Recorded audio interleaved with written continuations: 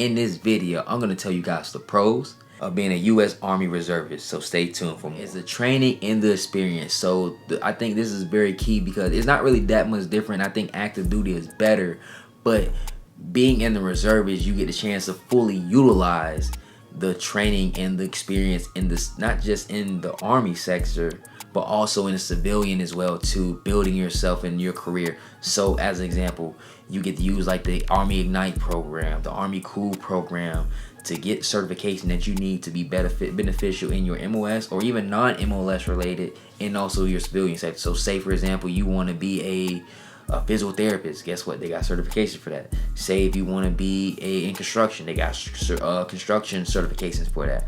So you can do the same thing in active duty. However, what you're gonna be doing active duty, you're gonna be working. You're gonna be working from morning to afternoon. Yes, you will have some time to do stuff, but more times than not, the average person isn't going out the way to get certifications like that unless they have to do it, like instructed from their higher ups, or it's something that is a high priority thing for them.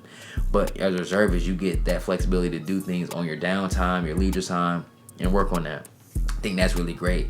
And you can like actually utilize it in full front and actually raise your stock in the civilian sector and make a lot of money doing that, and also raise your stock in the Army as well too. So you get the best of both worlds on that, which is great. Yes, and also too, you get the training as well too. You get to go to BOLIC or AIT or other PMIs as well too, just like active duty. Not the same pedigree, which I'll speak on a little later, but you still got that allowance to be interacting with active duty, getting the experience, getting that, you know, just that natural groundwork to be a better lieutenant or better soldier and stuff like that, which is very key. As far as even if you're not getting the same rep, you'll still get that training that'll be beneficial for you as well too.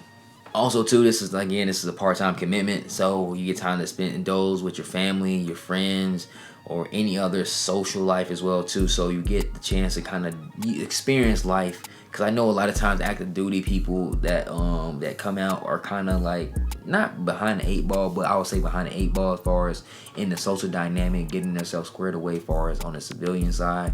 At least you still get to dibble and dabble in both of them and get to achieve both of the realms, and hopefully, depending on your work ethic, you can be super successful at both of them. So you have the opportunity to do so, as opposed to being active duty.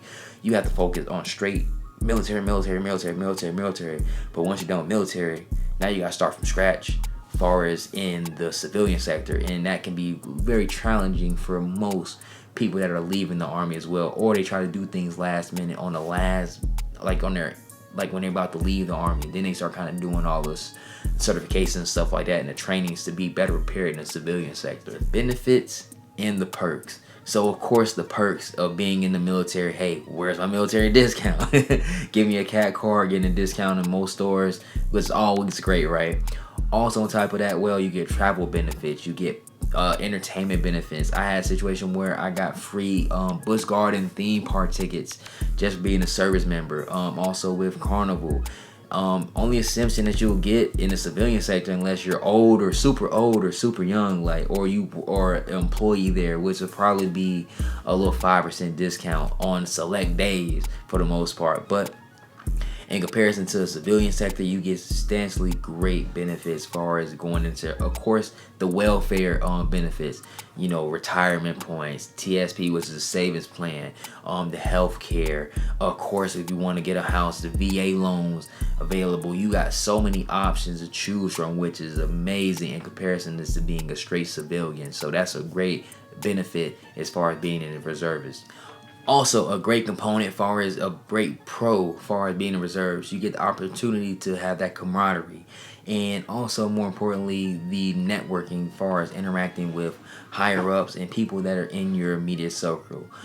Being in the reserves, you're still in the highly prestigious niche market of the military, so you're gonna have some superiorly exceptional soldiers, and even average or even below average. You can still learn from everybody. There's nobody that you can, and it's always good if you're speaking on the opportunity to go in the civilian sector where you have a 1-star general that you can call and say, hey man, I need a recommendation for this. Or you can call one of your first sergeants and stuff like that, and they can probably put you in some opportunity that you may not be aware of. It's like you have the endless possibility to be successful, having that network system of actually people that are like-minded and wanting to succeed and having one great purpose to be successful, as far as serving themselves, for the country, or for their families as well too. You're going to have some type of commonality with somebody in the Army, and hopefully it's for positive measures, but that networking opportunity will be there, even with the limited time that you are in drill sessions for your weekly, monthly. You can still learn a lot and gain a lot of experience in that realm for interacting with people and having that people skills introduced to you.